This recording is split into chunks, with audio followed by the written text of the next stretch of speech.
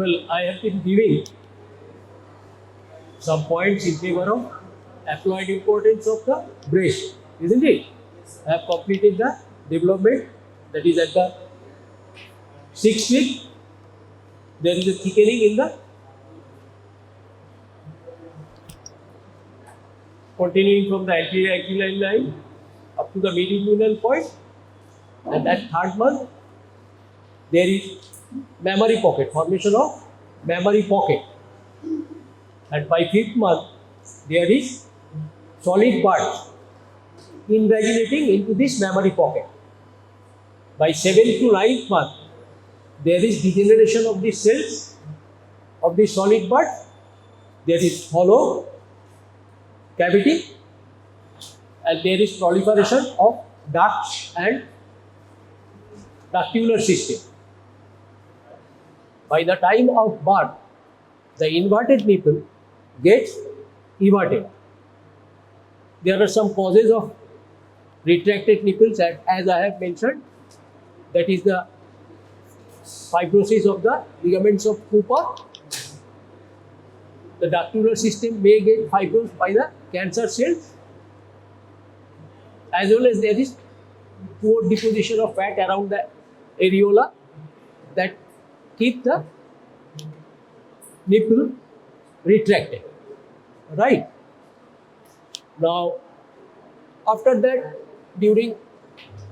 before puberty, there is further deposition of fat causing the increase in the growth of the breast. After puberty, there is further proliferation of ducts and ductular system, and from there is formation of alveoli, which are solid at first with layers of polyhedral granular cells. And during pregnancy, there is degeneration of the central cells of this acinar structure of the alveolar structure. During early lactation, the degeneration of the central cells comes out as colostrum corpuscle, and in full lactation, there is flattening of the cells of the acini, and the hollow of the space of the acini are filled with milk. In both in male and female, just after birth, there may be formation of milk-like secretion from the breast, infant breast, right? This is due to the circulating estrogen and progesterone available to the baby. This is known as witch's milk, W-I-T-C-H, witch, apostrophe S, witch's milk. Witch का मतलब क्या होता है? What is the meaning of witch? What is the meaning of witch? Witch milk क्यों बोला जाता है?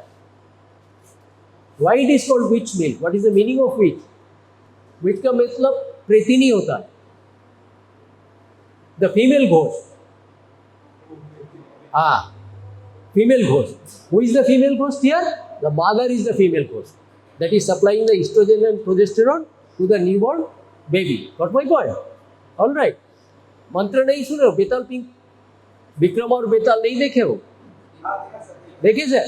उसमें एक मंत्र था जो तांत्रिक था ना, जो विक्रम को बोला रहा कि वो बेताल को पीठ में कंधे पे लाके उनको पास ले जाने के लिए शमशान से, ठीक है, वो दुष्ट था. द तांत्रिक was a rogue element, and he used to utter a mantra. If you want to see ghosts in your dreams, you can utter this mantra. I am giving you a guarantee that if you utter this mantra during your sleep time repeatedly, you will definitely see ghosts in your dreams. You know the mantra? Want to know the mantra? Come later. No. This is not the topic to discuss today. All right. Now, as I have told you, I have experimented with this. All right.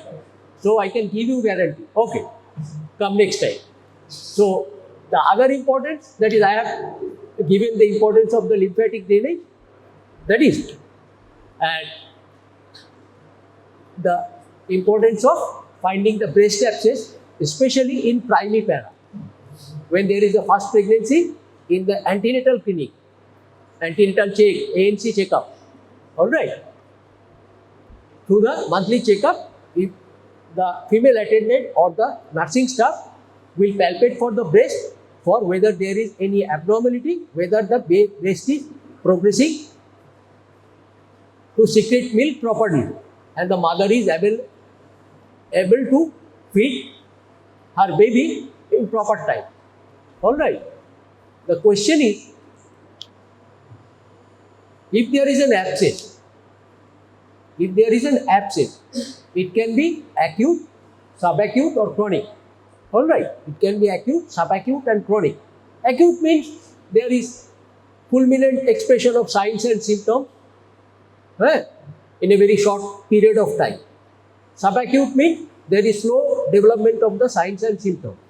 And chronic means when there is a delay in the discharge or incision expressing the pus, and you add antibiotics so that the wall of the abscess become fibrous and there is granulation tissue at the base that fails to heal, producing an antibioma. Alright, and this sometimes confuses us with malignancy. What my point? This often confuses us with malignancy. Now, what we do in acute abscess? We make an incision at her vein. If it is superficial, we make a radial incision, and if it is a deeper one, we go through the submammary fold. Preferably through the lower lateral quadrant, because that will be hindered by the submammary fold, right? This incision is known as Galliard Thomas Incision. Write down G-A-L-L-I-A-R-D. G-A-L-L-I-A-R-D. Galliard '(S). Galliard Thomas, T-H-O-M-A-S. Galliard Thomas Incision. Right? Chronic abscesses may result from kidney-spine, osteomyelitis of the rib, and one important condition is empyema necessitatis. Empyema necessitatis. That is pus in the pleural cavity of lung, and from there pus penetrates the chest wall layer and enters into the breast. And this can also produce a small loculation or cavity of abscess within the breast and a part lying in the retromammary space. This is called collar stud abscess. C-O double loculation, double pus loculation. This is C-O-L-L-R, collar, L-L-A-R, collar stud, S-T-U-D. This is called collar stud abscess, which is in relation to the empyema necessitatis. Alright, that is the pus within the pleural cavity that penetrates, right? That penetrates the breast tissue. Now there are other conditions like the fibrocystic disease of breast or fibroadenosis or cystic mastitis. These are the same term for the same disease. Fibrocystic disease of the breast, cystic mastitis, fibrocystic dysplasia. All these are terms for one fibroadenosis. And another is a benign tumor, that is the fibroadenoma. If you classify tumors of the breast, number one benign, second one is the malignant. In the benign comes the fibroadenoma, right? Never true lipoma, true adenoma, true fibroma occurs in the breast, or true myxoma never occurs in the breast. So it is the most important benign tumor, that is the fibroadenoma of breast, right? And on the other half, there is the carcinoma, different types of carcinoma.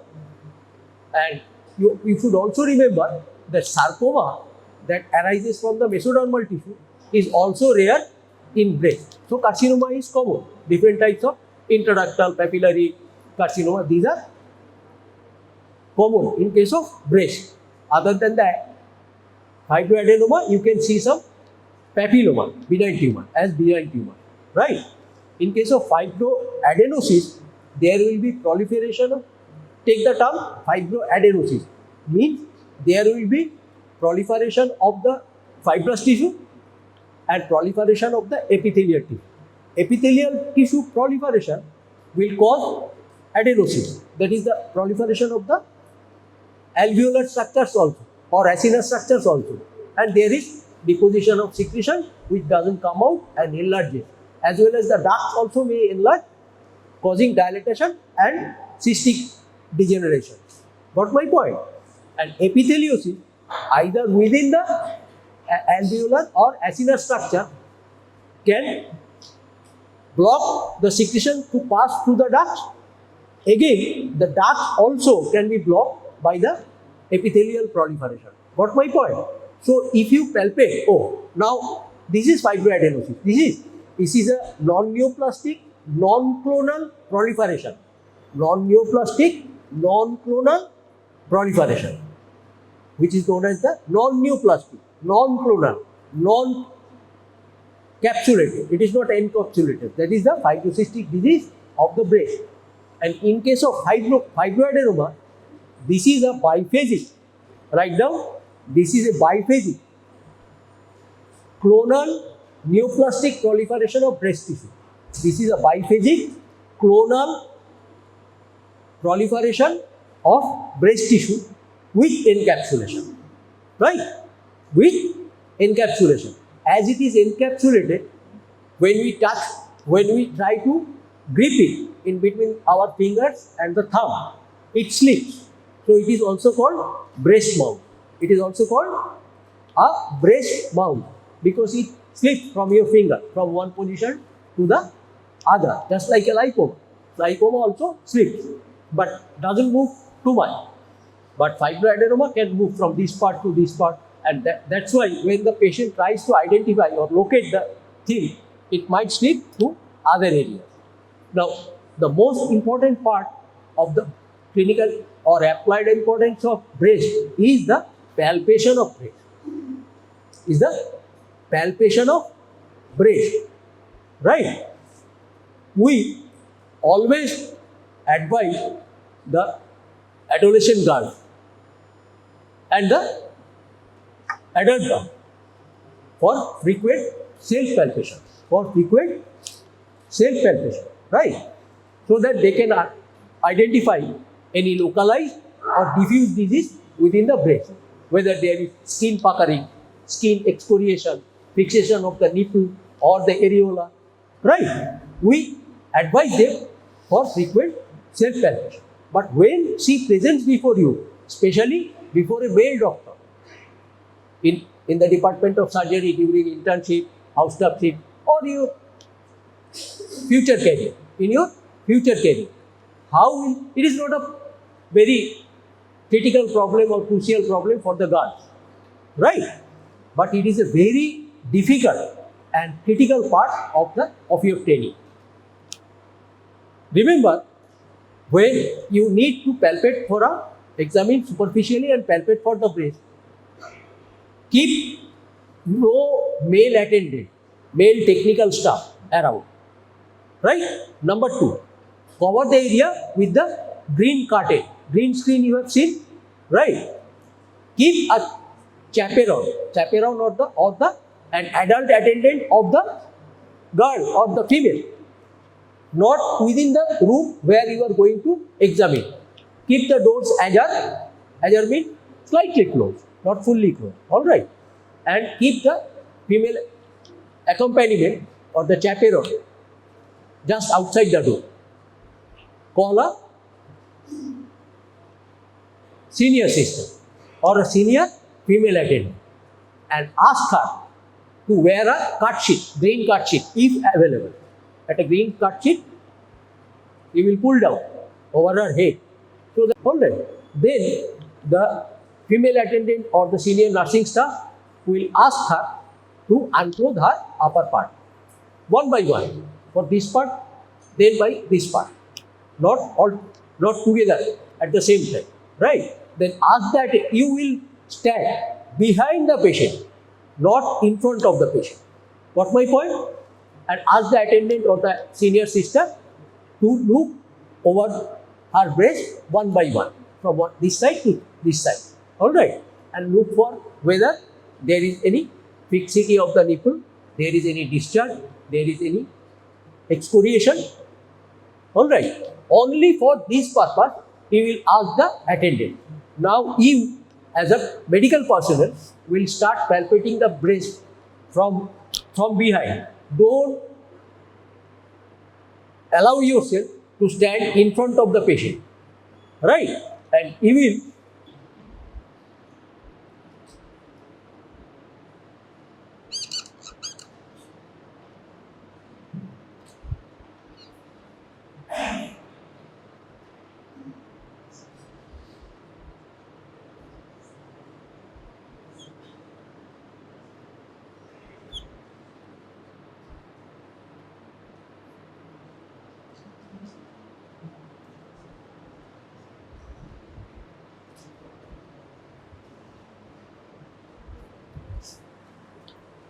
from behind by the palm of your hand, right? You will palpate the breast first from the distally around the nipple, then close to the nipple and areolar structure like this, right? Never touch the nipple or the areola. That is the job of the female attendant or the sister. Got my point? Because your touch could arouse erotic sensation in the women. Got my point? And you will be charged with the complaint of molestation. Okay? This is a red line for male practitioners. It is always a danger zone for the male practitioner. For the female, it is not very much cautious. They can examine the breast, ask the girl or the female would to open the breast in front of her and they can palpate it. And for the purpose of deeper palpation, you will use your palm of the hand without touching the nipple and areola and press to find whether there is any lump-like feeling. And use your fingers and hand over that area to find whether there is any localized swelling or lump within it that denote either abscess if painful or tender or a fibroadenoma. And if there is a diffuse beads and threads, beads and irregular beads and threads palpability, you are palpating as if some beads and threads are there. This is a clear sign. Oh, please come. This is a clear sign of presence of fibroadenosis or fibrocystic disease of the breast. Got my point? Done. We'll never examine from the front of. Alright. Go to the back, because at the time if you find any carcinomatous changes from the back, you will be able to palpate for the axillary nodes also. Alright. You will palpate this part, that is the pectoral group or the medial group. This part for the lateral group, that is the up to the bicipital group, right? This is anterior or pectoral group or medial group. This is the lateral group. Alright. Then you will palpate the posterior group, and above the central and more above is the apical group. Right? Got my point? So you are standing behind the patient to simultaneously be ready to palpate for the breast as well as the axillary lymph nodes. Got my point? Axillary lymph nodes are always palpated from the back. Done? Done? So if breast comes, I believe you will be able to delineate the clinical or applied importance, including breast palpation. Right? Including palpation of breast for a male doctor, for a female doctor. Done? Now let me continue the topic on implantation. The topic on implantation that I have after ovulation and fertilization has been done, I believe. After fertilization, the zygote travels the uterine tube in 3 days And through cleavage division, there is balancing of nucleocytoplasmic ratio that was increased in the zygote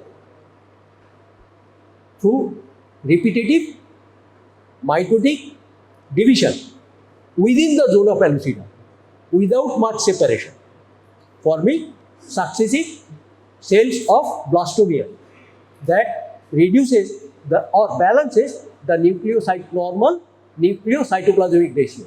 What my point? This occurs up to third day, and on third day at 12 or 16 stage of morulation. On the third day at 12 or 16 stage of morulation,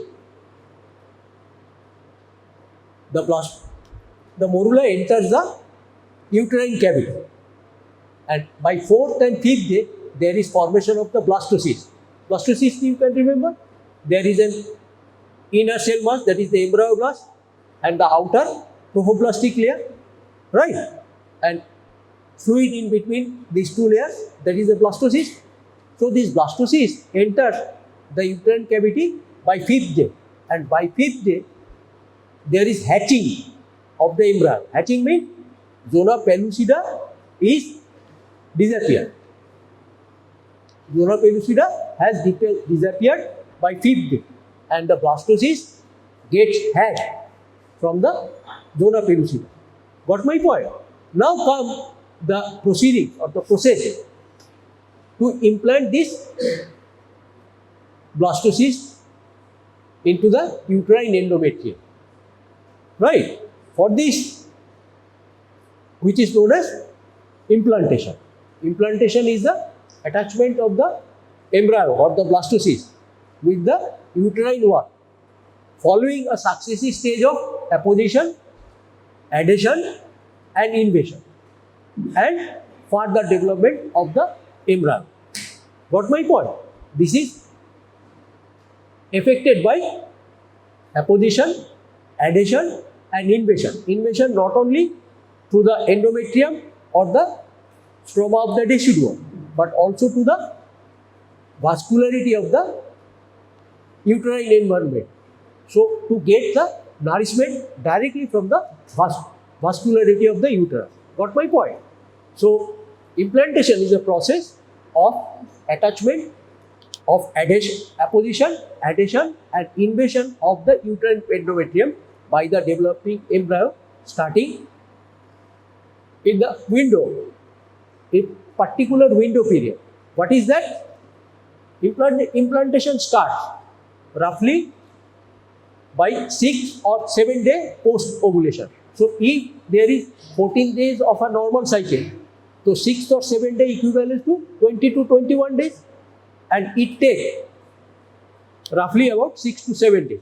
So, the implantation date is 20 to 24 days, not 16 to 20 days as it is written in Indian book, not 16 to 20 days as it is written in our Indian book. It is 20 to 24 is the window of implantation. Got my point? Now, let us discuss what are the phenomena that occur that is necessary for a perfect implantation. There are two factors that occur concurrently but independently. Concurrently, that is simultaneously but independently. One is the embryonal development and another is the endometrial priming that increases the endometrial receptivity. Got my point? So, two independent processes occurring simultaneously or concurrently, giving rise to the implantation. Right? You know that at the period of apposition, the blastocyst is guided. The blastocyst is led by cytokines to the site, probable site of implantation. And there are pinopods. I have said you earlier that the cells adhere to, weakly attached to the pinopods of the uterine epithelial line. These are finger-like processes. As I have said in the bus, in the local train, there are handles hanging from above, as if it is calling to the passenger, come, hold it, right? So the pinopod, that the finger-like processes, are also attracting the blastocyst cell to get quickly attached to this pinopod. Got my point? Progesterone, leukemia inhibiting factor, and integrin 3. Write down these three points. Progesterone, leukemia inhibiting factor, and beta 3 integrin. They promote pinopod formation as well as cytokine expression that guides the blastocyst to be attached with the lining of the endometrium. The next stage, this is also signaled. This is also signaled by, write down HBEGA, heparin binding epidermal growth factor like factor, that signals this binding, weak binding of the blastocyst cells with the pinopods of the epithelial lining of the endometrium. Done. The next stage is adhesion. Next stage is adhesion. Adhesion is an intricate process because it's a concerted process participated by immune cells, adhesion molecules, and cytokine. Immune cells, adhesion molecules, and the cytokine, that is the beta 3 integrin and the L-Selectin. Two integrins are important, beta 3 integrins and L-Selectin. Other than there are immune cells and the adhesion molecule. Got my point? The assembly, you know, the integrin 3 are the transmembrane glycoproteins that are in function in cell-to-cell interaction, that is cell-to-cell binding as well as binding with the cell matrix. Got my point? So integrin, what are integrins? Integrins are proteins that bind cell to cell and as well as cell to the cell matrix. Got my point? When there is an assembly of integrin, that is beta 3 integrin in this case, they form focal site of adhesion. They form focal sites of adhesion. Interleukin 1, that is related to inflammatory process and fever. You know interleukin 1? No, you haven't read. Interleukin 1, that is the embryonic interleukin 1, that is released from the trophoblast cell. Right? They causes the expression of the integrin. They causes the expression of the integrin within the uterine endothelial cell. Got my point? Embryonic interleukin 1 causes the expression of the integrin family. Right? Now there is another thing, that is the, so there will be the focal point of adhesion site and there will be the attachment of the adhesion of the embryo. Got my point? Next stage is the invasion. Next stage is the invasion, right? For the purpose of apposition, there was 3 factors: progesterone, integrin, and leukemia inhibiting factor. Got my point? And for the purpose of adhesion, there was integrin 3, L-Selectin. Integrin 3, L-Selectin, and the adhesion molecules and immune cells. Right? Now, what is the function of L-Selectin? Lectin are a carbohydrate protein, a group of carbohydrate binding protein. Lectins are group of carbohydrate binding protein expressed by the trophoblast, and they bind with the lectin receptor on the uterine epithelia, right, to attaches to the carbohydrate receptor and takes part in the process of adhesion. Next part is the invasion. Clear? You have understood the process of apposition. Now the process of adhesion. Next comes the process of invasion. In the process of invasion, the trophoblastic cells penetrate the endothelial layer and the stroma up to the decidua spongiosum. It's up to the decidua spongiosum. Which layer? By this time, there is differentiation of the trophoblastic layer into one layer, that is cytotrophoblastic layer, few layers of cytotrophoblastic layer, and another syncytotrophoblastic layer, that is undivided cells with multiple nucleus and the protoplasmic mass that has aggressive behavior. They penetrate. They actually do not kill the lining cells or the stromal cells. They pass in between the cells mostly. That is, their spread is interstitial. So, human implantation is an interstitial implantation. Right? Now, for this to occur, there must be a phenomenon to occur, that is immune tolerance, isn't it? Because the embryo is carrying paternally derived antigen, and if the mother is sensitive to it, that is, it is going to produce antibody or recruit dendritic cells, macrophage cells, natural killer cells. So the embryo will be destroyed, yes or no? Coagulated, its protein will be coagulated and it will be killed. So there will be loss of pregnancy, early loss of pregnancy.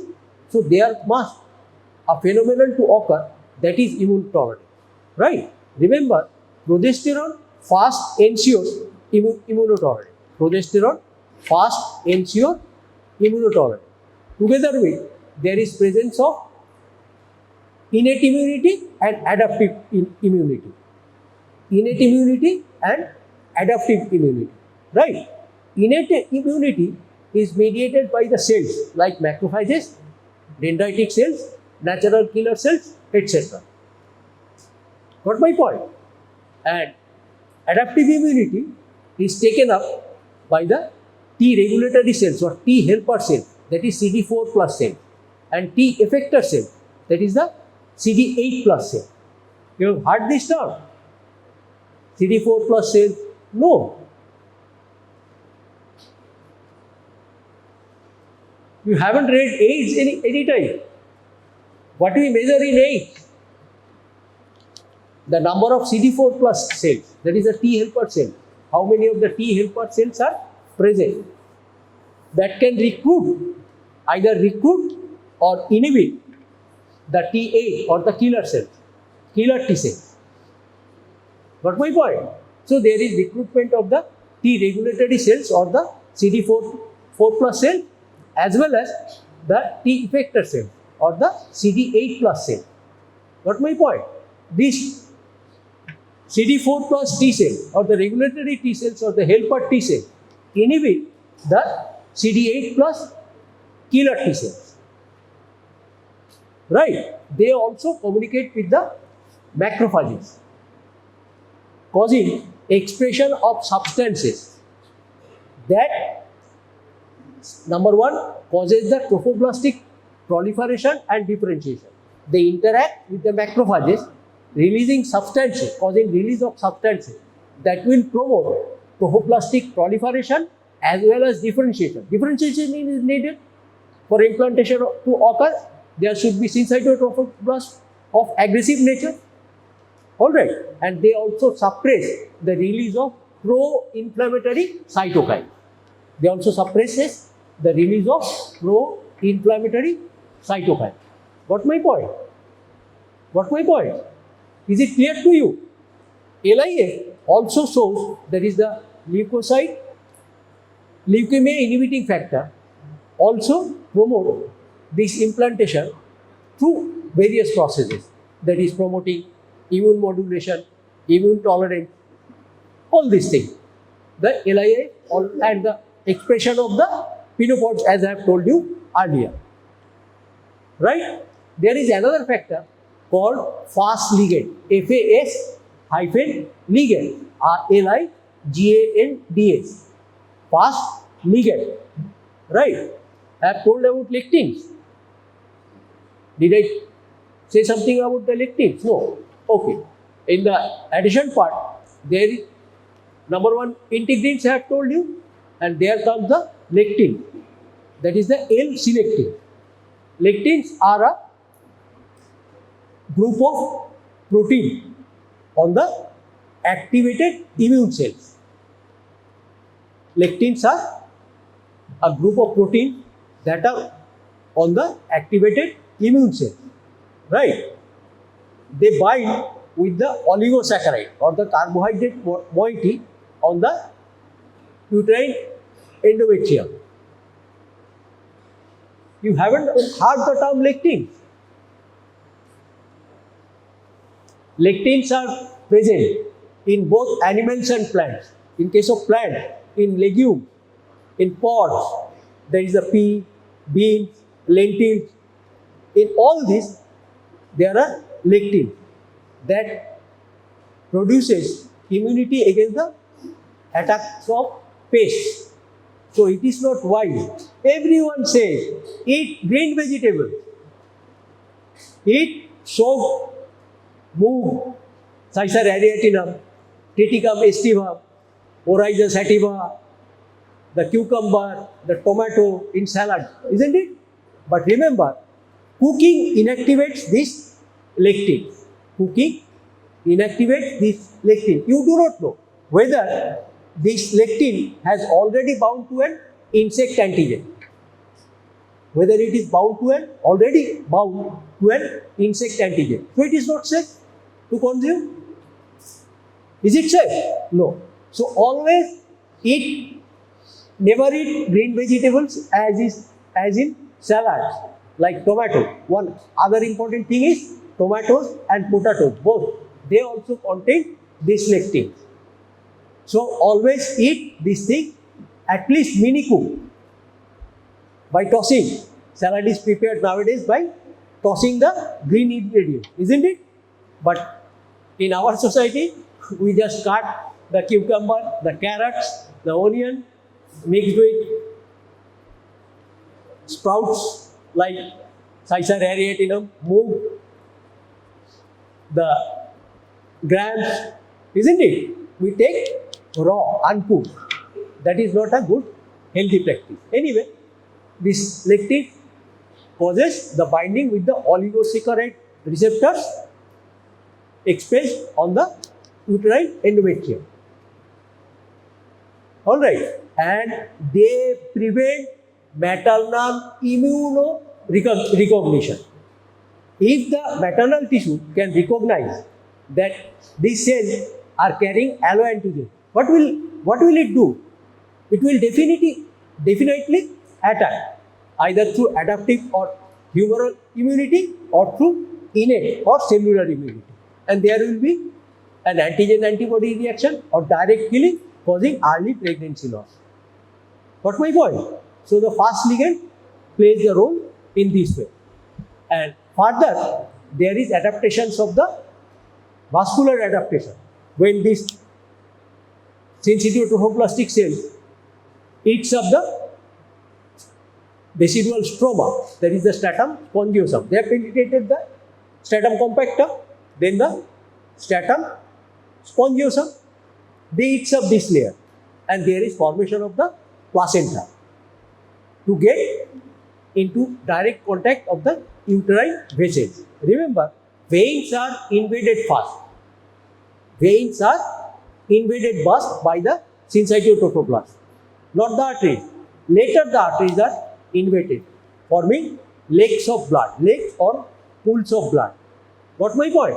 Veins are primarily invaded, then the arteries are invaded, and the blood comes in free spaces. Got my point? Now, if there is any asynchrony, for perfect implantation, two factors are important. Number one, the embryonal development without any aneuploidy. You know aneuploidy? Hello? You haven't termed the term aneuploidy or polyploidy?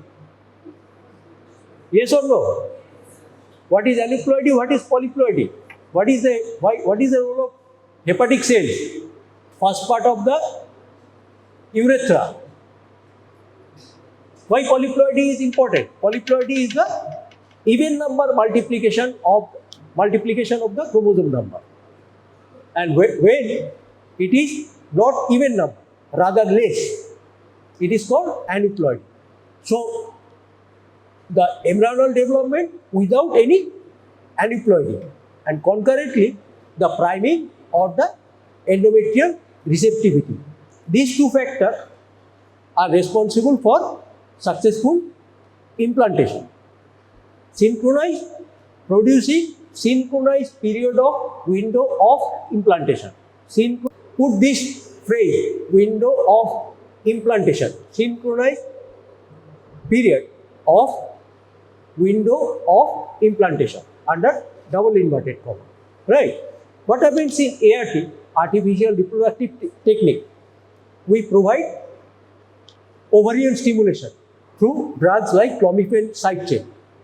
So there will be much rise of estrogen and progesterone, both.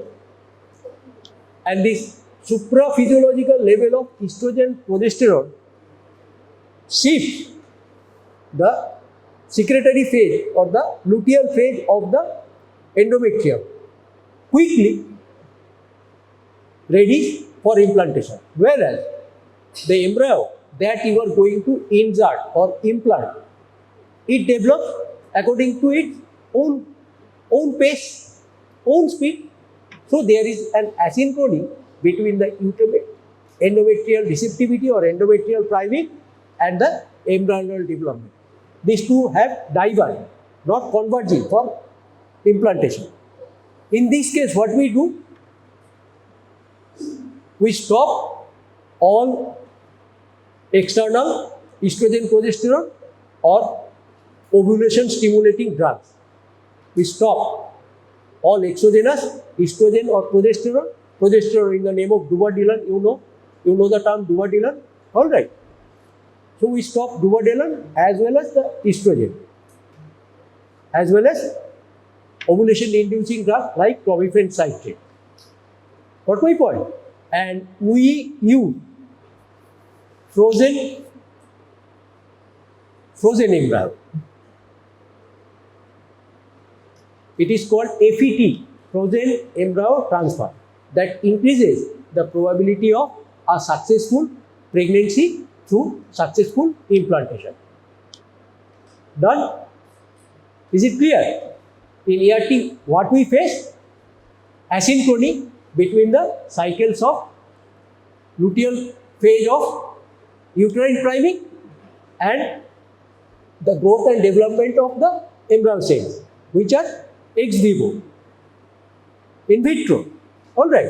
So these develop according to its own fate, but due to our exogenous administration of clomiphene side chain, estrogen, progesterone, which reaches a supraphysiological level, there is rapid shift of uterine endometrium towards the receptivity, but the embryonal cells cannot keep pace with this speed. So there is asynchrony and causes failure of implantation and fertility. What we do? We stop all the exogenous estrogen, progesterone, etc. and use frozen embryo transfer. Frozen embryo transfer. There are other abnormalities of endometrial receptivity. If the endometrial receptivity is mildly aberrated, mildly disturbed, then there will be formation of abnormal placenta. If it is severe, there will be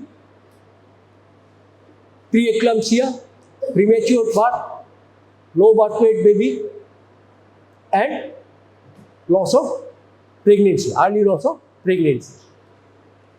Right? And if it is extreme, the endometrial receptivity is extremely aberrant, extremely disturbed, this will give rise to infertility.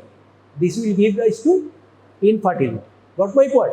This, if you see any book, this part, what I have told you, is not written in our book. The book we have read or you are going to read. Got my point? But in your future, this part will be a very important part for your learning to handle counseling as well as arrange for fertility technique for a particular woman.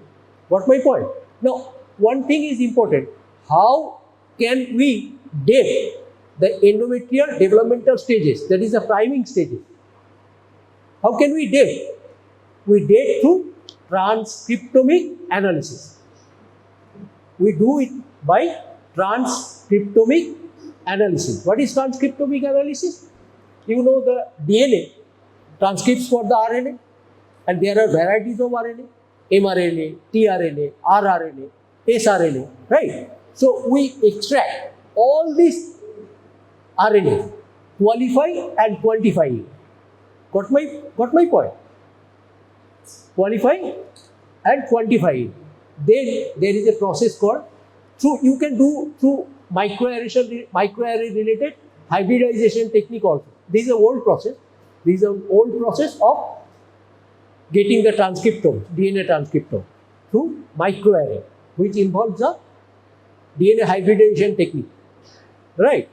Then we do a RT-PCR, quantitative RT-PCR, RT-Q-PCR. PCR and RT are capital, Q is small letter, right? So we do a quantitative RT-PCR to get all the transcriptome, and that can code for the complementary DNA through using adapters. By using adapter, complementary DNA we have got.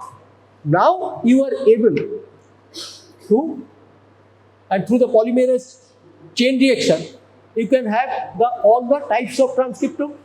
Then you produce a library that these are present, and these genes are active. So through transcriptome, you can correctly date the window of implantation, or through histological dating, a course method. All right, and then you can apply the techniques of artificial reproductive techniques. Got my point? Now, is this clear to you, or it is passing tangentially over your head? Are these clear to you, or these are passing tangentially over your head? Respond, one gentleman, at least one. At least take the terminologies, all right, which you will be able to fit into by reading. Got my point? That is the pinopod, the progesterone as the immune modulator, the integrin, beta-3 integrin, the selectin, L-Selectin.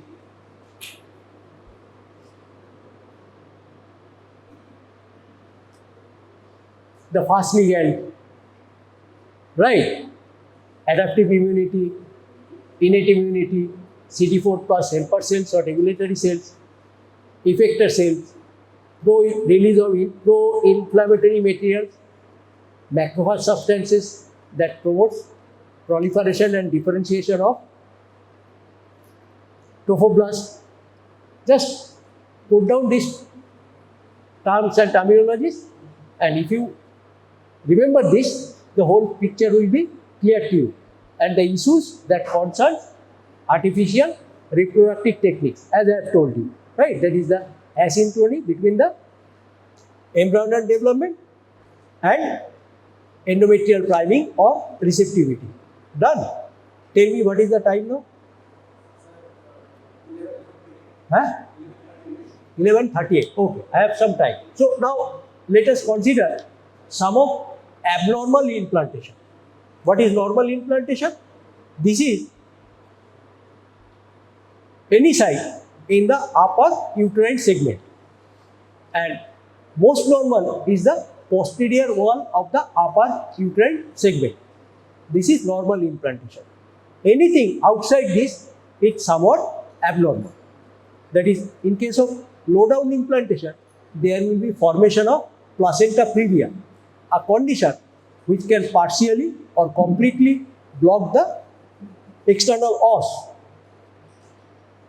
This is uterus, this is internal os, and below that, after the cervix, there is the external os, right? So this will block the internal os, preventing the delivery of the baby. What my point?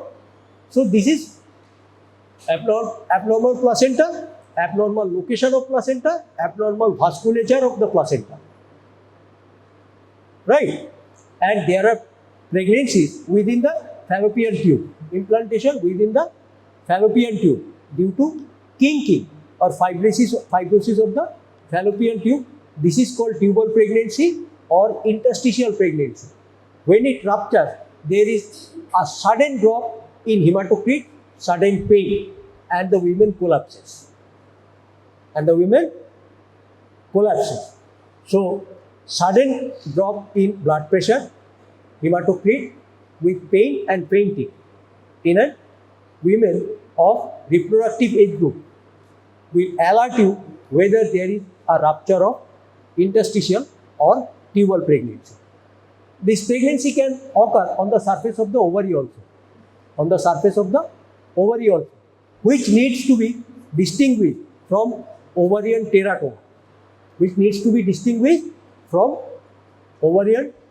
teratoma, Ovarian teratoma is a tumor that contains the tissues of all the three germ layers, that is ectodermal, skin, hairs, nails, all right. Endodermal, that is the blood vessels, right? And mesodermal, that is the bones and cartilage and muscles. All are present in the benign ovarian teratoma or malignant ovarian teratoma. So, ovarian pregnancy has to be distinguished and differentiated from ovarian pregnancy. What my point?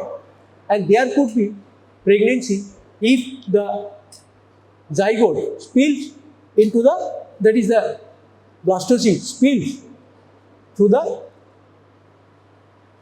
lateral aperture of the fallopian tube. It will drop into the peritoneal cavity. And will enlarge for some time, and then it will get aborted. It will not continue. So there is peritoneal implantation also at times, right? Either in the pouch of Douglas. You haven't read the term pouch of Douglas, that is behind the uterus and the rectum. There is a peritoneal depression which is known as the pouch of Douglas. And through parvaginal examination, you can palpate it behind the uterus. A boggy swelling over there, either due to pus or due to an aborted abnormal peritoneal implantation. What my point? It is very painful and tender in case of pus, deposition of pus, inflammatory material, and it is not that much painful in case of a demise of peritoneal pregnancy. Good. So, what is normal implantation? What is the site? And what are the abnormal implantation and what are their complications? What is normal window period with synchrony of embryonal development and the endometrial priming, and what is asynchronous endometrial priming in relation to the development or growth of embryo, right? And it is found mostly in the ART techniques. When you use external ovulation stimulating drug like clomiphene citrate as well as exogenous estrogen and progesterone. And in this case, we stop all this exogenous administration of drugs and use frozen embryo transfer. FET. Got my point? Now, one thing is, after the ovulation has occurred, there is rupture of the mature Graafian follicle, releasing the secondary oocyte. This is ovulation.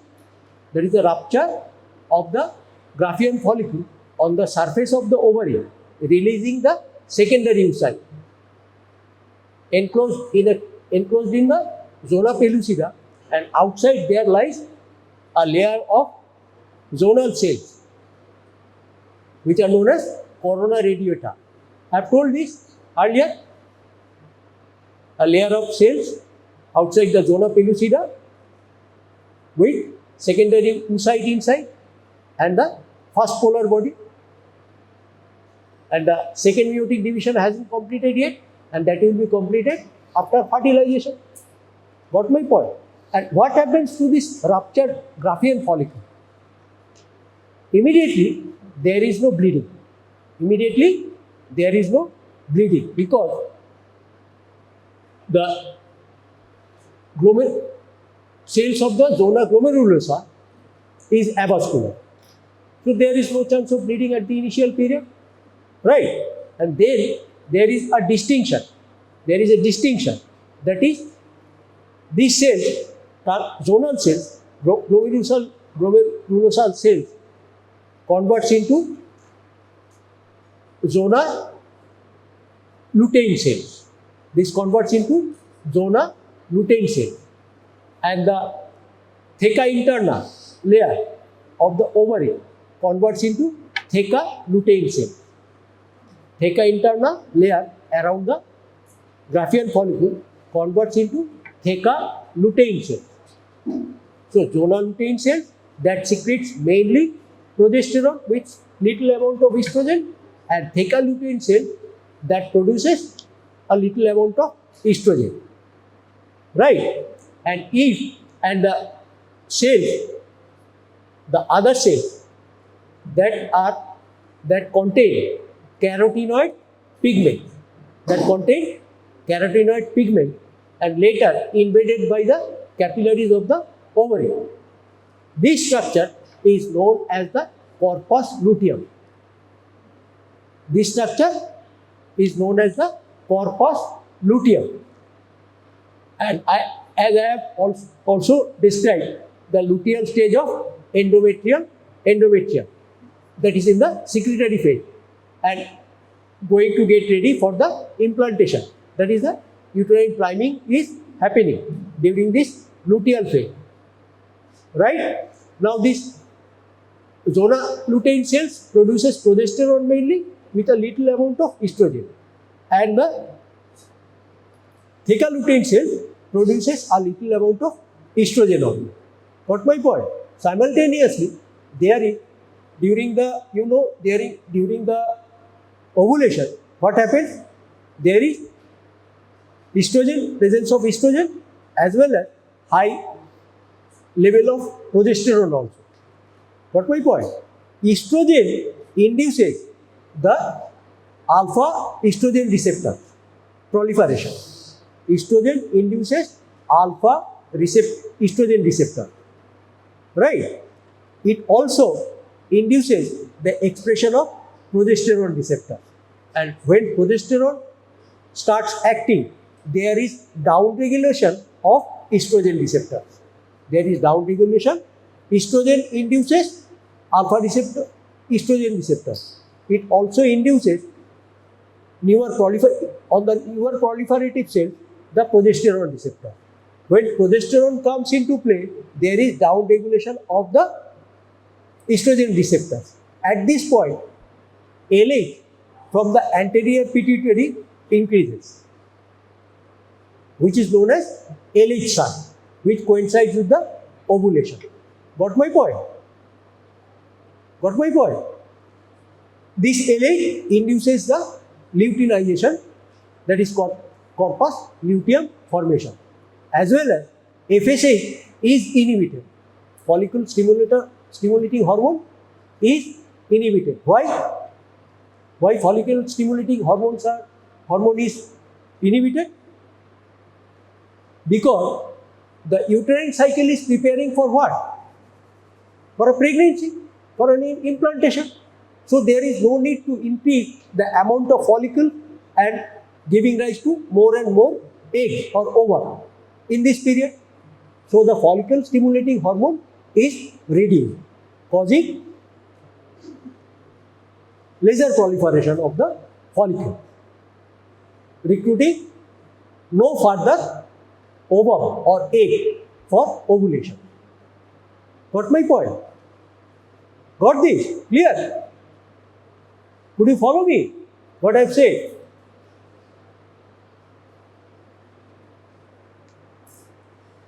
आप लोग कहाँ हो? आप लोगों को चेहरा हमको ये नहीं लग रहा है, क्या बोलते हैं उसको,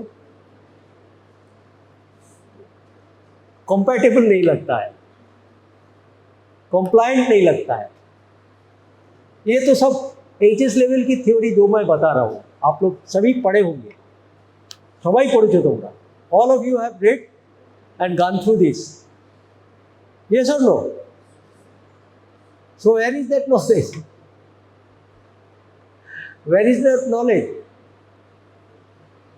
After passing HS, you have used much purgative to clear all this out from your body.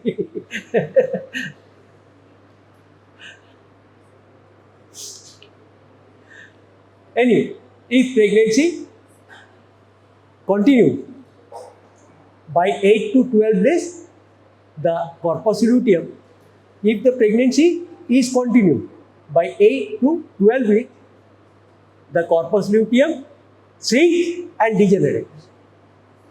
All right. And if pregnancy continues, the action of the role of corpus luteum is taken up by the placenta. The role of the corpus luteum is taken up by placenta by 3rd week, that is by 3rd month, that is 12 weeks.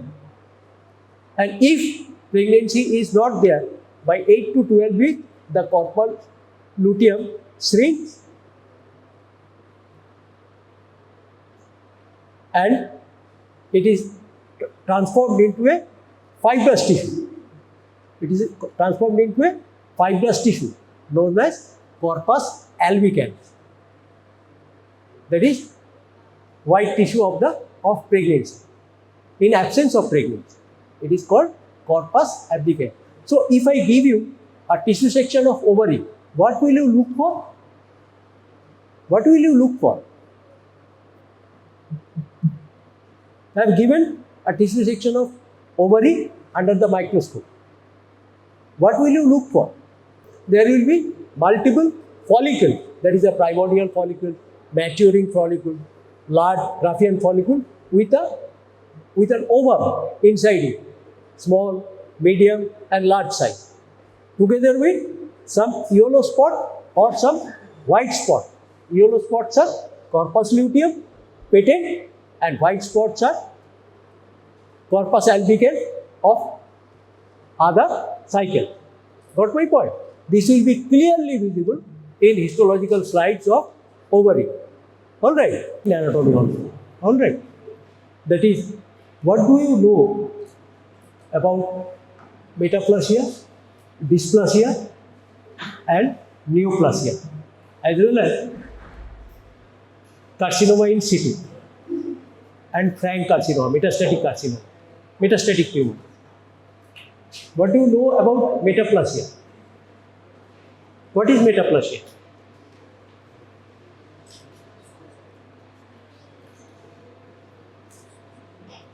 What is metaplasia? Have you heard this term? No. Metaplasia is a process whereby a mature tissue is replaced by another mature tissue. Suppose there is columnar epithelium in the gastroesophageal junction. For the stomach, there is simple columnar epithelium like stomach, isn't it? But at the junction of the gastroesophageal junction, there is gradual change from the non-keratinized squamous epithelium to simple columnar epithelium. This is called transitional zone. You will find such transitional zone in rectum and at the rectum and anal canal, in the cervix, right? These are called transitional zone. And when the entire tissue of one type, mature tissue of one type, is replaced by a kind of mature tissue of other type, it is called metaplasia. What my point? You see, in our tongue, there is mostly non-keratinized squamous epithelium. In our gut, there is simple columnar epithelium. Alright, if you drink or use some corrosive food, what will happen? There will be complete replacement of the, either complete or patchy replacement. It doesn't involve the whole surface. Replacement of simple columnar epithelium by simple squamous epithelium. This changeover is called metaplasia. As I have told you, what is the basic difference between the epithelia and the connective tissue? The epithelial cells always rest on a basement membrane. So there is a basal polarity, and away from base there is other polarity. Alright. So in epithelial cells there are this polarity of PISA. This polarity is always maintained. Not my point. But in the connective tissue cells, they can orient in any direction. They do not lie on basement membrane. So they don't have polarity. They don't have polarity. Take any orientation. What my point? For the epithelial cells, what we say, if there is it is the lining epithelium, we say the luminal pole and the abluminal pole. Just like the mural trophoblast and polar trophoblast. Alright. That is close to the trophoblastic layer, close to the embryoblast or inner cell mass, and the pole just opposite to it, that hangs in the uterine cavity during implantation. So the epithelial cells has an orientation, right? Another thing is that the epithelial cells can come from all the three germ layers, that is the ectoderm, endoderm and mesoderm. All can give rise to the epithelial tissue. But connective tissue always comes from only one layer, that is the mesodermal layer. That is the mesodermal layer. Got my point? Now, this I have told what is metaplasia. This is the replacement of one type of mature tissue or cells by another kind of mature tissue or cells, is called the metaplasia. Then what is dysplasia? What is dysplasia? In fibroadenosis, it is fibrocystic dysplasia. So what is dysplasia? What is dysplasia?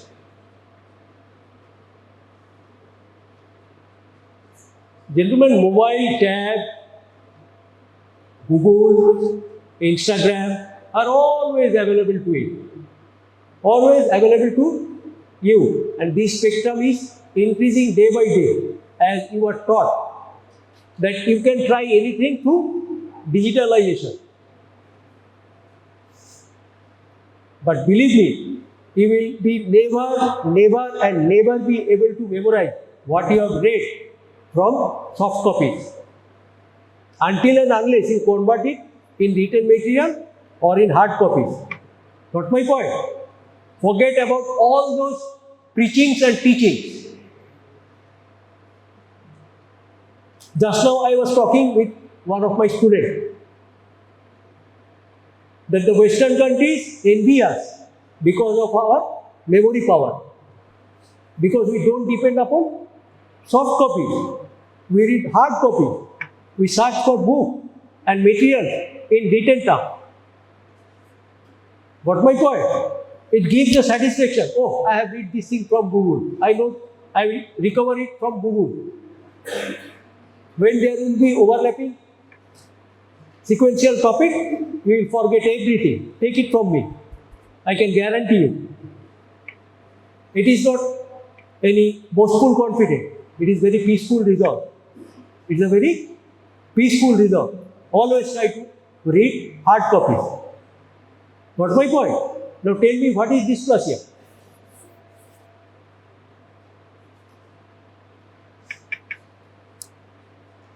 In metaplasia, the cellular orientation is not lost. But that is the basal part remains basal part, or the luminal part remains the luminal part, abluminal part remains abluminal part. Alright, in case of simple columnar epithelium, there are elongated nucleus close to the basal cells. Got my point? And in cuboidal cells, there is, this is also termed low columnar cells. Got my cell? Got my point? And in transitional epithelium, you see the polyhedral cells, the umbrella-like cells, and there is a typical orientation. This much of layer is made up of this layer, this much of layer is made up of this layer, this much of the layer is made up of this layer. This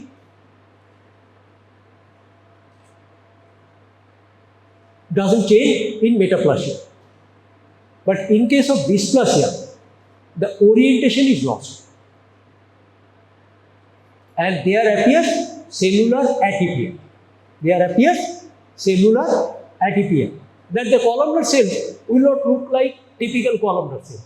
The squamous cells will not look like typical squamous cells. The cuboidal cell also will not look like typical cuboidal cell. Stratified layers may be broken. The layers may be these.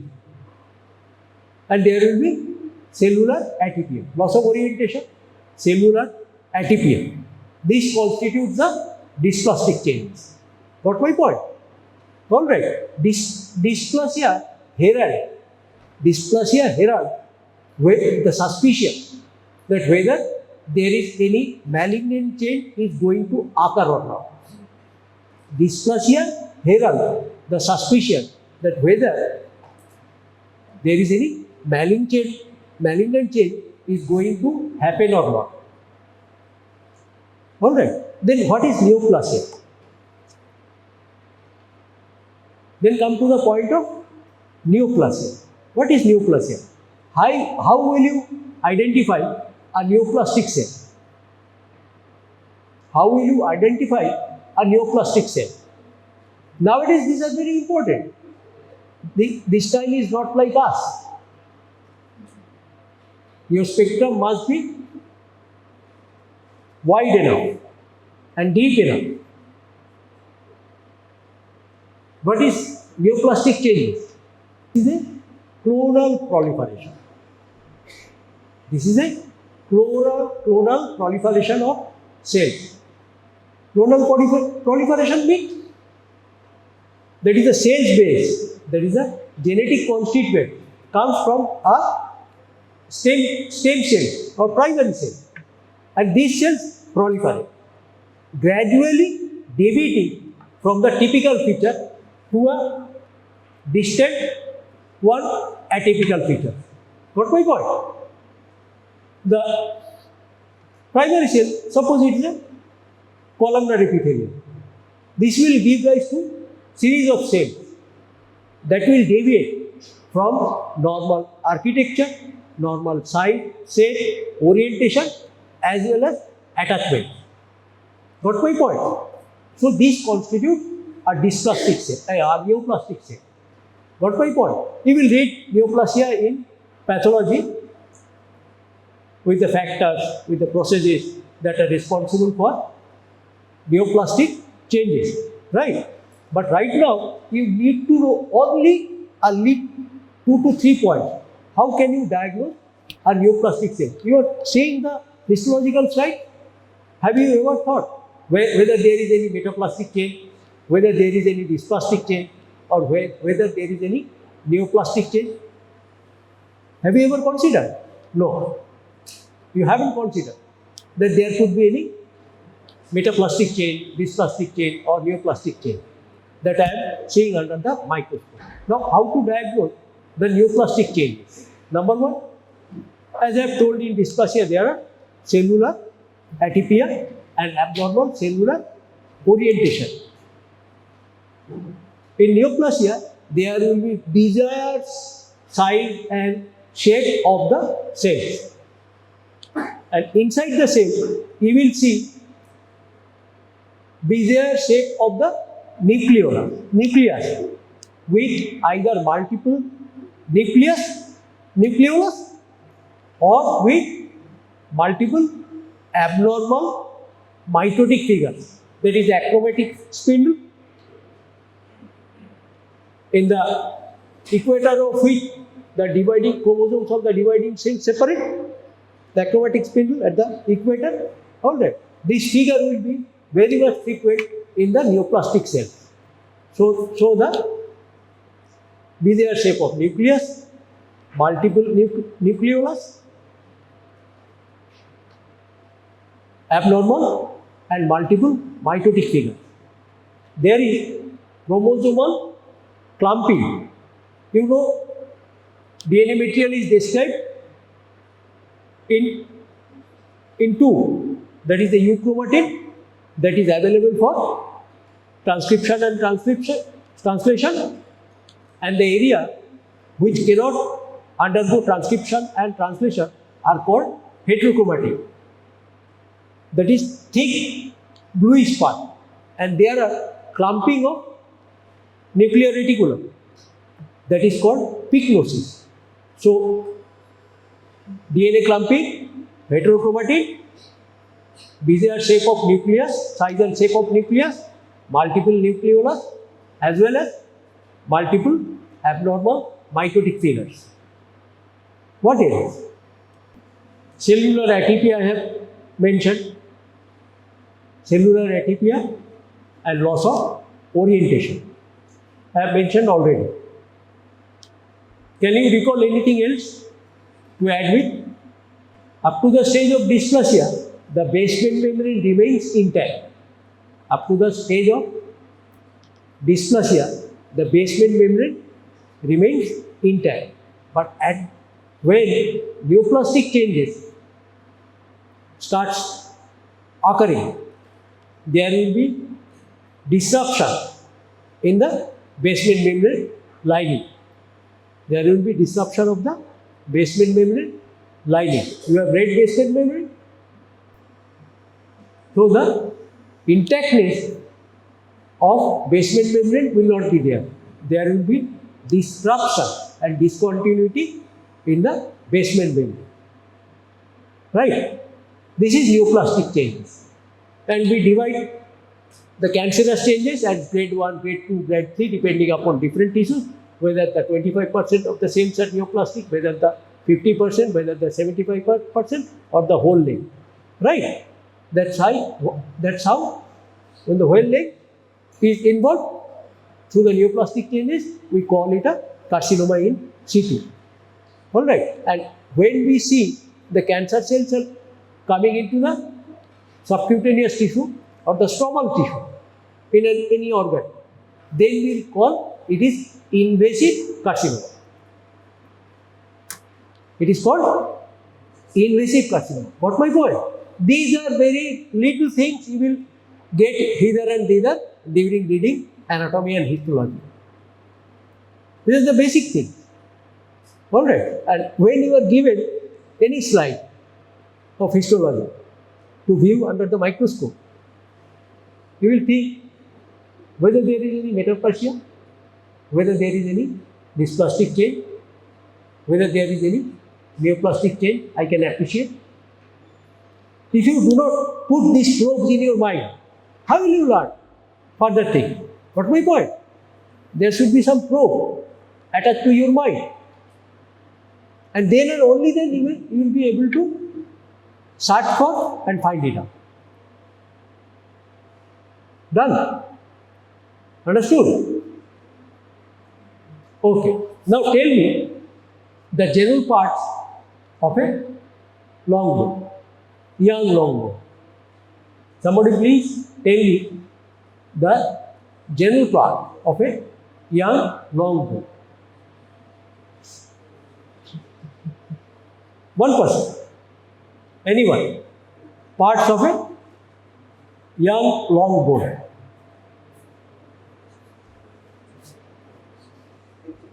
Epiphysis, metaphysis, shaft or diaphysis. No, shaft is a colloquial term, diaphysis.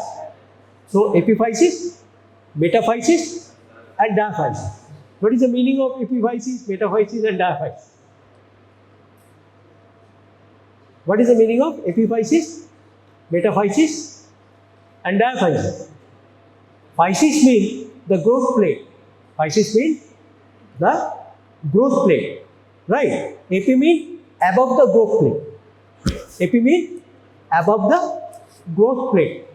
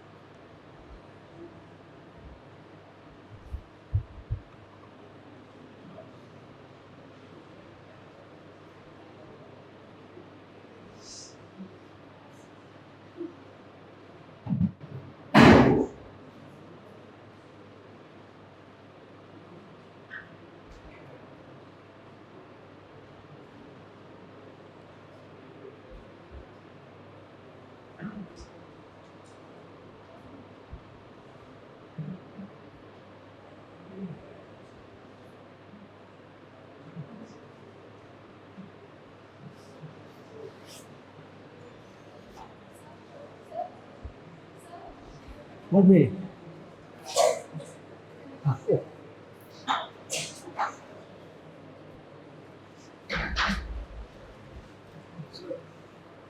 Can I do a small announcement regarding? Yes. All right.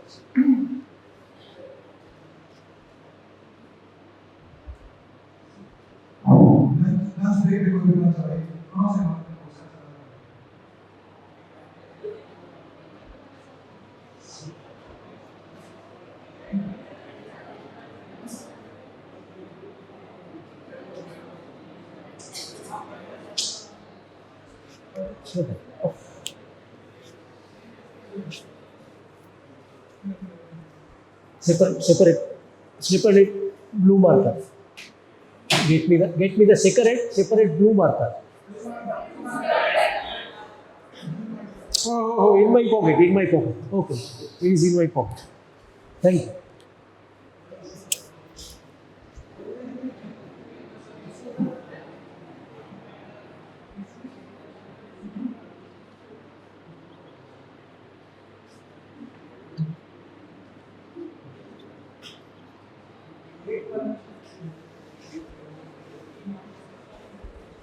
So epiphysis is above the growth plate, metaphysis is adjacent to the growth plate, and diaphysis is in between the two growth plates, the part within the two growth plates. All right, the upper end and the lower end. So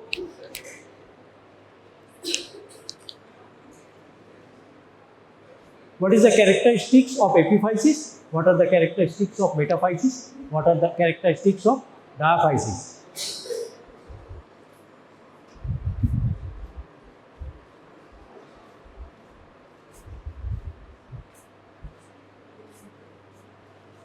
In an immature bone, the physis or the cartilaginous growth plate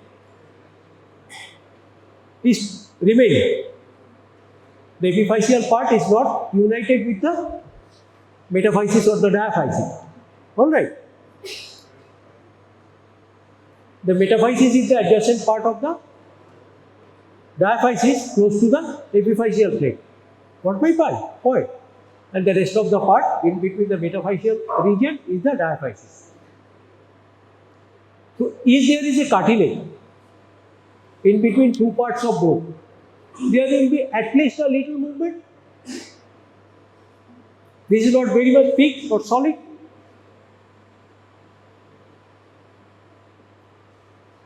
Still, this area gets the ossification.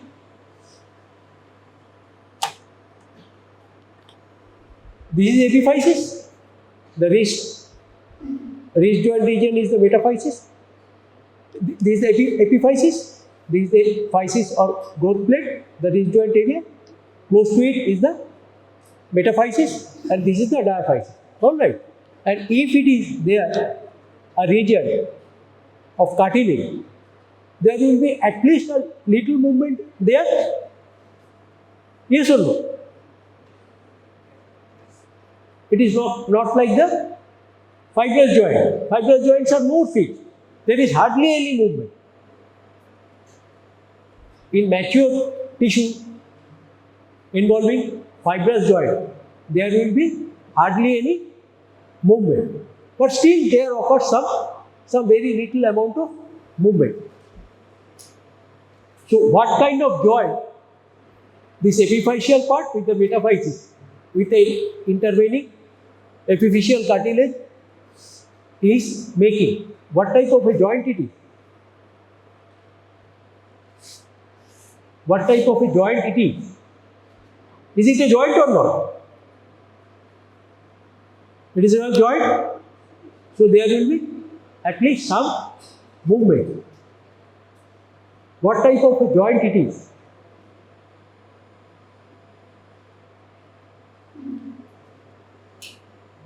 Classification of joints you have read. The classes is done, including the classification of synovial joint. Alright. Then tell me what kind of a joint it is.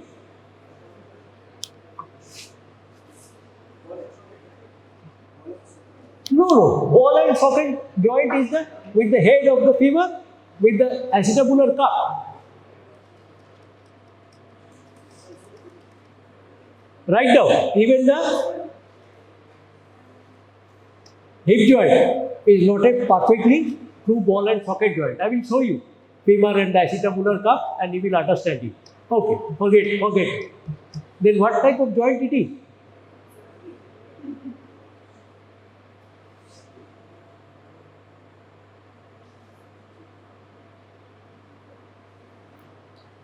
This kind of joints are called primary cartilaginous joint.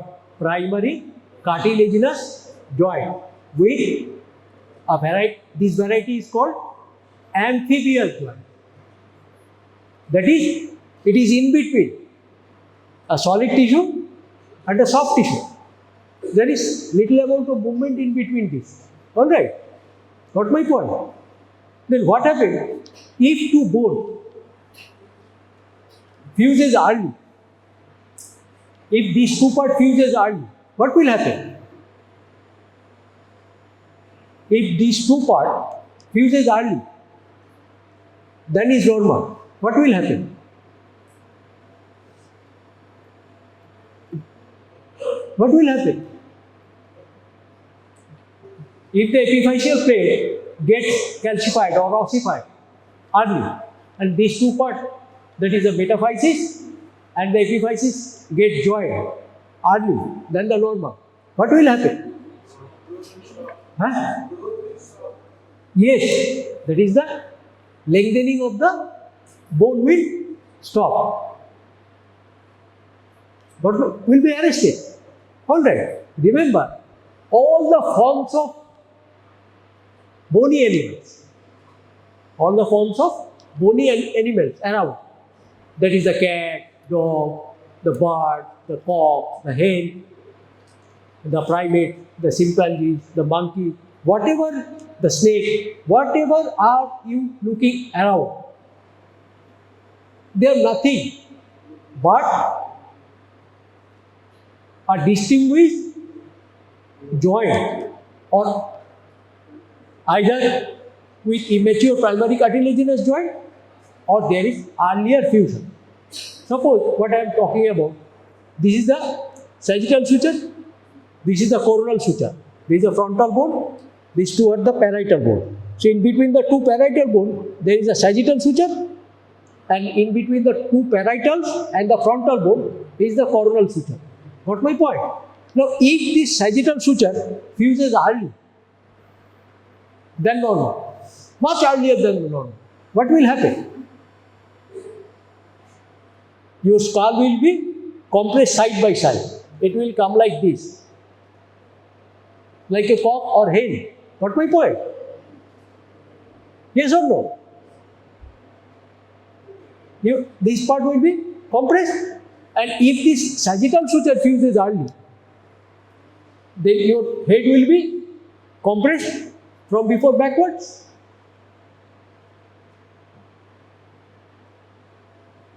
Yes or no? Are you getting my point? What I am going to emphasize? The cocks, hen, bird are like those kind of car with a beak in front, all right, and side to side compressed. Why this is? This is earlier fusion of this sagittal suture. And why are some animals having flat skull? Because earlier fusion of the coronal suture. And why the snake has this movement that you cannot do?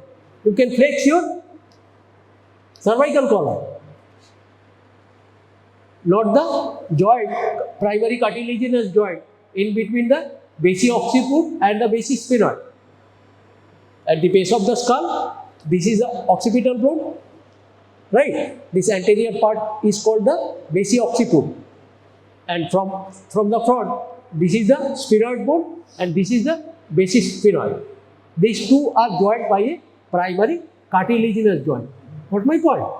And if it doesn't get ossified, there will remain a movement, yes or no? That's why, due to non-ossification of this primary cartilaginous joint, the snake can fold at the neck region as well as in the basi-occiput and basi-sphenoid primary cartilaginous joint. That's why they can make the hoop. Got my point? What I am going to tell you. So it is the earlier appearance of joint, earlier fusion or late fusion that is giving rise to the whole array of bones and joints that you are looking at around you in different animals. It is the earlier appearance, earlier fusion or delayed fusion or non-fusion of the joint. In case of skull, this is very much important, that gives rise to cranial dysostosis. This is called cranial dysostosis. What my point? You have seen the red hanging part in a cock or hen. What it is called? अंग्रेजी में क्या बोलते हैं इनको? And the anterior to posterior longitudinal crown over a cock or hen, what it is called?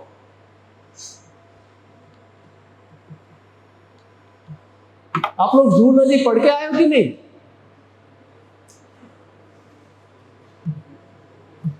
Zoology पढ़े और डाल्टोनस खा लिए एग्जाम पास करने के बाद. लैक्जिट plus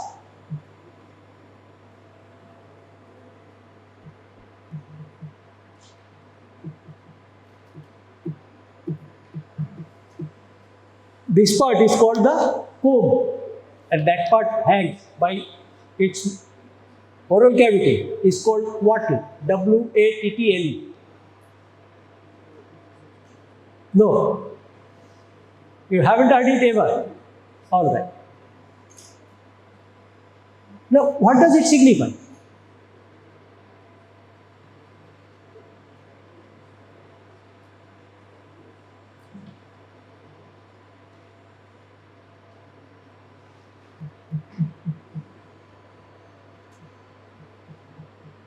Okay, I am giving you a clue.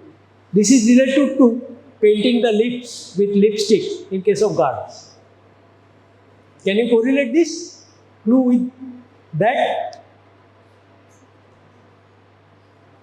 No. Anybody else?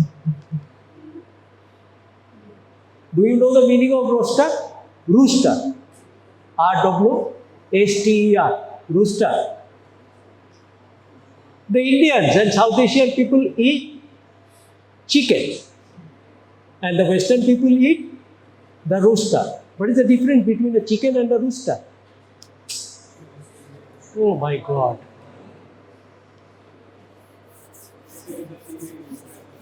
Huh? No, not at all. No, not at all. You haven't noticed something about the female, about the girl. They stand before a mirror, all right, takes one clothing, discard it, takes another one, discard it, and finally chooses one. Right? Why they do it?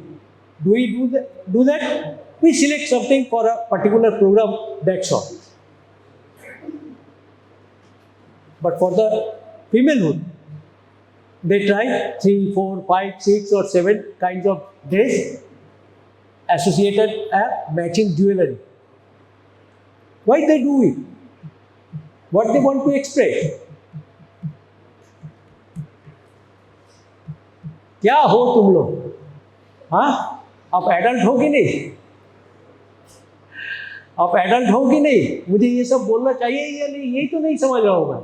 Whether I am crossing my limit, always tell me that, sir, please don't go beyond it. Always. Why they do it? Remember, I have asked all these things in relation to the wattle and the comb, in relation to the hen and the rooster, in relation to the painting of lips with lipstick. What does it mean? Oh.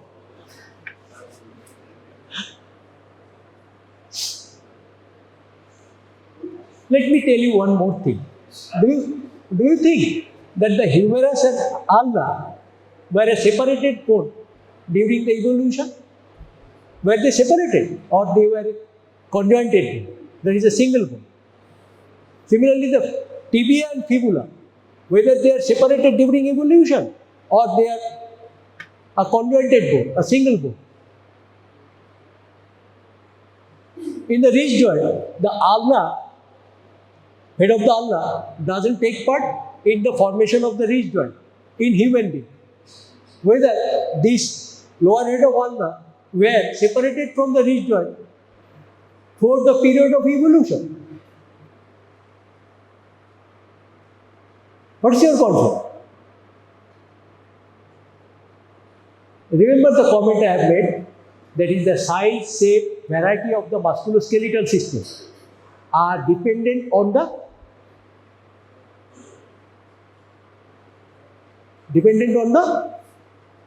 various types of joint formation, their earlier or later fusion.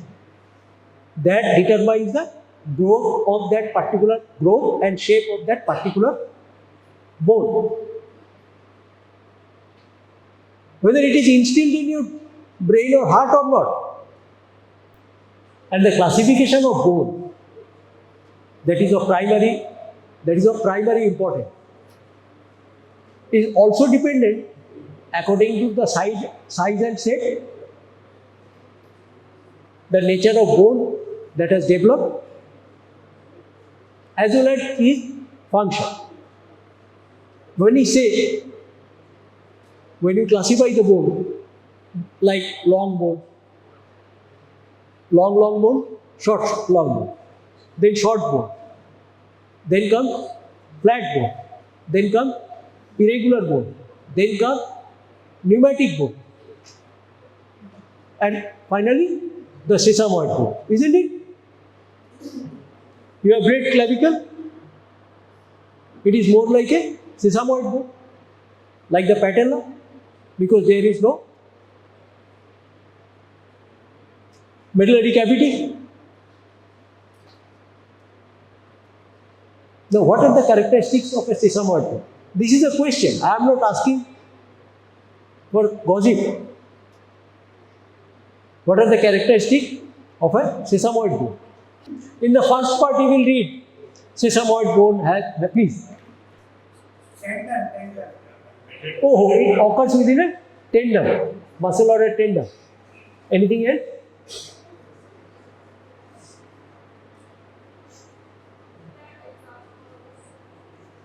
Example, patella, the pisiform, glabellus, the rider's bone at the origin of the adductor longus, right? And the fibula, all these are sesamoid bone. Yes, please tell.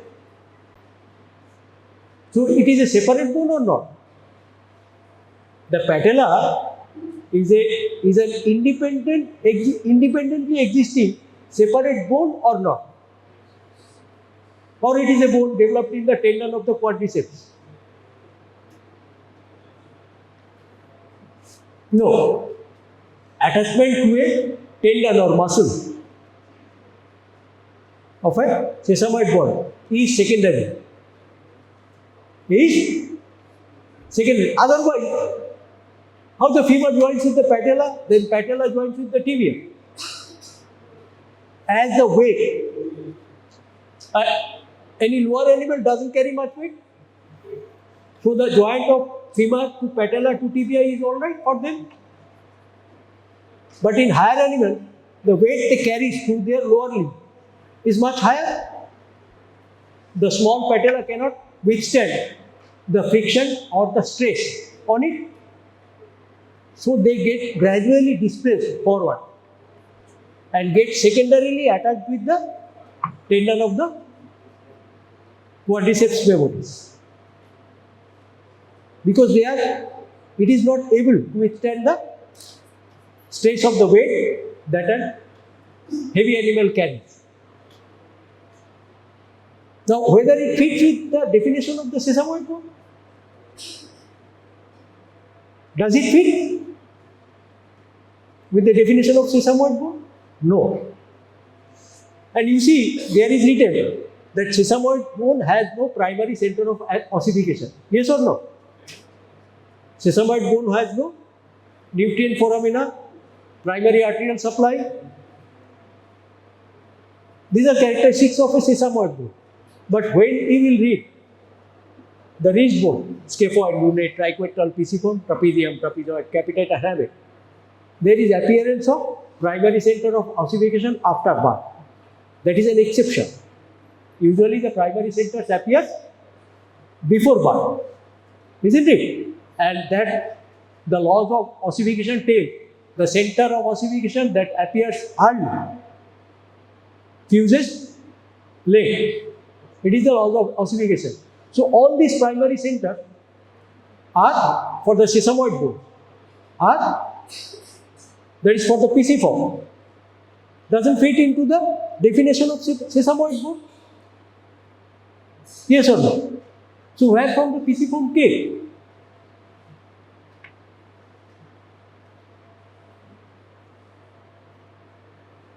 Where from the pisiform came? You know the example of hooded animals, flying mammals? Hooded animal or flying mammals? Like bat. Right? There is a hood-like structure. And this is primarily attached with the pisiform bone in lower vertebrates. And when there is disappearance of this muscular flap, which was attached to the pisiform bone. What my point? Now remains as a sesamoid bone in our wrist joint.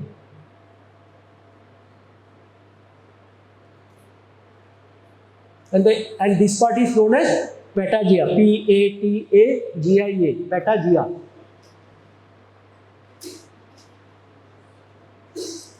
So when you are going to write a short note on sesamoid bone, you should mention, no, sesamoid bone are not primarily originating in a muscle or a tendon. Rather, it is a distinctly or independently arising bone.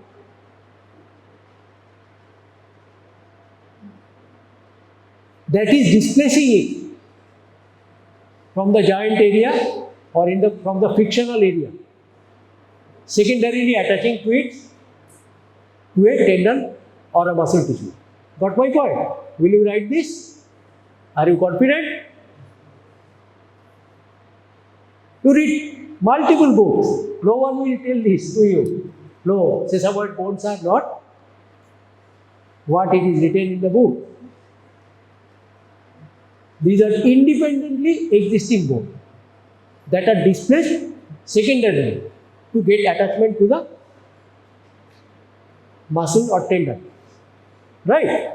And there is no nutrient foramen. There is no nutrient artery supplying to it. Why this is? Because they can derive its arterial supply from the arteries, from the muscular artery, with which it is secondarily attached now. Got my point? It has no Haversian system. So clavicle don't have any Haversian system. No medullary cavity. So whether clavicle is a sesamoid bone, whether this criteria defines a sesamoid bone? No. Otherwise clavicle would have been a sesamoid bone.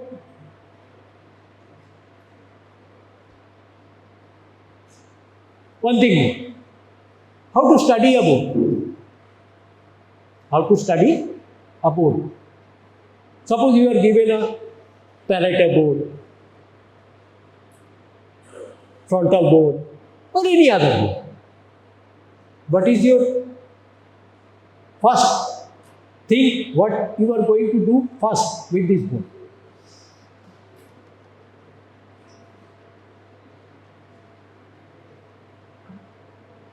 आपको अगर exam में एक bone दिया हुआ है तो क्या करोगे पहले? जैसे मैंने पहले कहा किसका? You will determine the site and hold it in anatomical position. Right?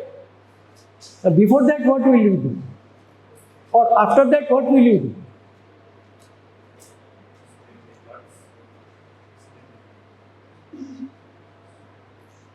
During your study, you will always place the bone against a light source.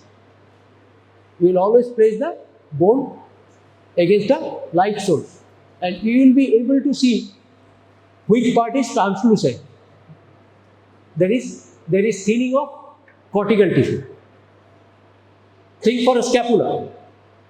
Alright, the scapular body is very much thinned out. And if you hold it against the light, there will be translucency. Light will pass. So there is thinning of cortex, and there will be areas where there is thick cortical bone, through which the light will not pass. Alright. So all the epiphyses, the condyles, epicondyles, they don't pass, they will not pass light, they won't look translucent, yes or no? Will it look translucent? No. By doing this simple experiment, you can know that which part is probably cartilaginous in origin and which part has secondarily become thinning. There are three kinds of ossification. Number one, cartilaginous ossification, one is membranous ossification, and another is membranocartilaginous ossification. The bone that has developed mostly from the membranous ossification, like the palatal, frontal, the occipital, right? If you hold it against the light, what will you see? There are some areas of translucency. Yes or no? Either due to membranous ossification or secondarily due to thinning of the cortex. And the prominent thickened part, there will be both the cortical bone as well as the cancellous bone.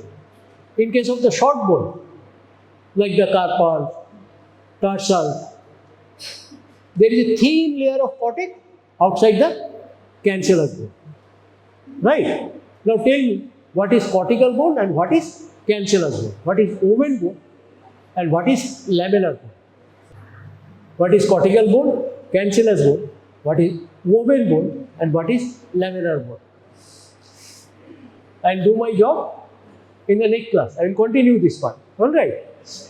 Read general anatomy perfectly. If you fail to answer questions of general anatomy, remember, you will not pass. And that's a guarantee. In the previous batch also, I have warned them severally. You have to prepare general anatomy part of toto. This should be at the tips of your thumbnail. Alright. So, read general anatomy, at least sclerous tissue for tomorrow's class. And go through over the implantation topic for a little. Alright. I will ask you in the next day also. Okay. Thank you all for patient listening and lending your ears to me.